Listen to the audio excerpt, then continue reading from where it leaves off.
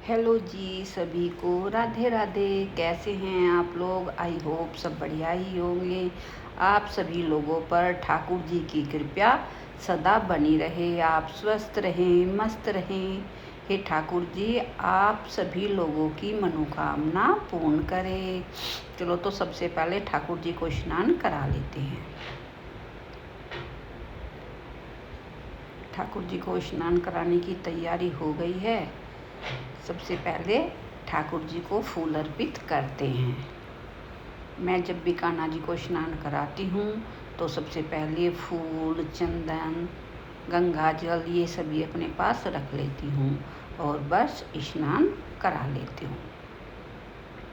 मैंने जल में पहले ही गंगा जल मिला लिया है और अच्छे से ठाकुर जी को स्नान करा देते हैं। क्योंकि जब हम ठाकुर जी अपने घर में रखते हैं और उन्हें प्रेम भाव से स्नान आदि कराते हैं, उनकी सेवा करते हैं, तो मन को बड़ा सुकून मिलता है। बस ठाकुर जी ने स्नान कर लिया है, अब अच्छे से ठाकुर जी को वस्त्र पहनाते हैं।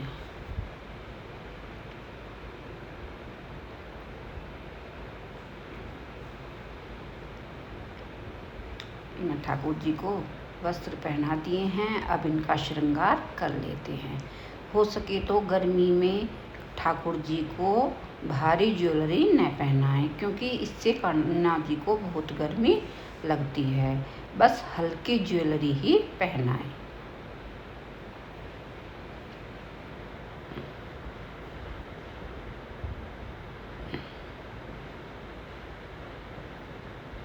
ठाकुर जी अच्छे से तैयार हो गए हैं।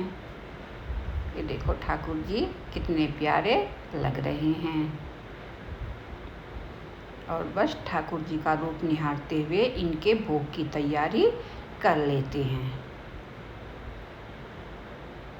मैंने इन्हें चंदन का तिलक लगा दिया है। चंदन का तिलक लगाने से गर्मी में कान्हा जी का मस्तक ठंडा रहता है, इसलिए चंदन का तिलक जरूर लगाए। और अपने कान्हा जी को मैंने आज फूल भी लगा दिया है। ये देखो कितने प्यारे लग रहे हैं।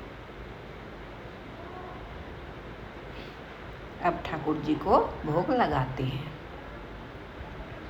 मैंने दूध का भोग लगाना था, इसलिए पहले ही तुलसी का पत्ता डाल लिया है। सुबह सुबह मैं कान्हा जी को स्नान कराने के बाद दूध का भोग लगा देती हूँ। कान्हा जी ने स्नान कर लिया है ताकि ड्रेस गंदी ना हो, इसलिए मैंने ठाकुर जी की ड्रेस के ऊपर गर्दन पे एक हैंकी लगा लिया है और दूध का भोग लगा देती हूँ।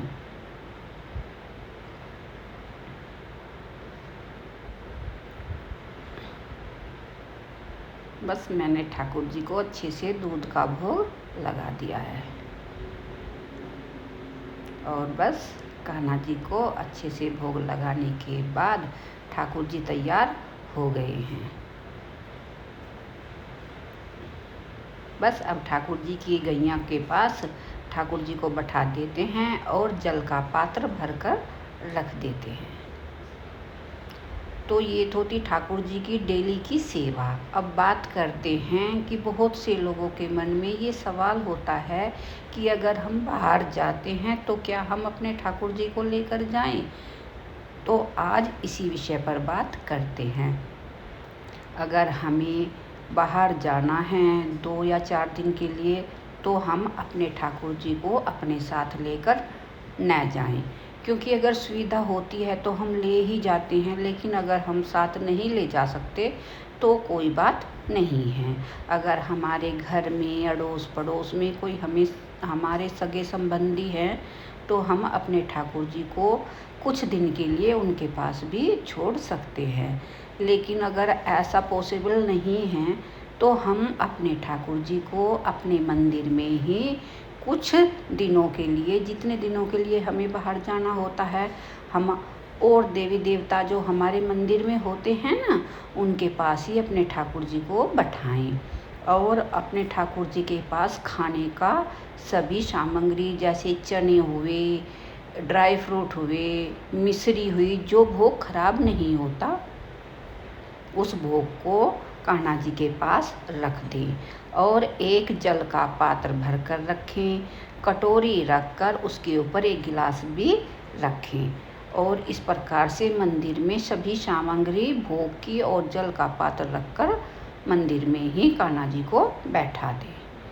और बस सभी देवी देवताओं की अच्छे से पूजा करें और पूजा करने के बाद अच्छे से सभी देवी देवताओं का आशीर्वाद लें और ठाकुर जी को हाथ जोड़कर प्रार्थना करें कि हे ठाकुर जी, ये घर सब कुछ आपका ही है, कुछ दिन के लिए मुझे बाहर जाना है, इसलिए आप अपने घर में अच्छे से रहें। मैंने घर में आपके पास आपके भोग की सभी सामग्री रख दी है, जल का पात्र रख दिया है, तो हे ठाकुर जी, आप अपने भोग को और अपने जल को और मेरी सेवा को स्वीकार करें।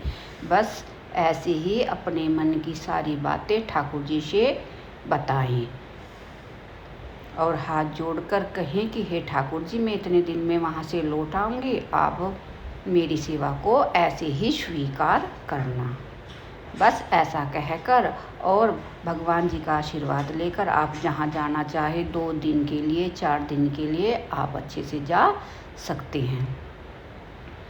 अगर आपको मेरी वीडियो अच्छी लगती हैं तो प्लीज़ आप लाइक करें, सब्सक्राइब करें और आप पर ठाकुर जी की कृपा सदा बनी रहे।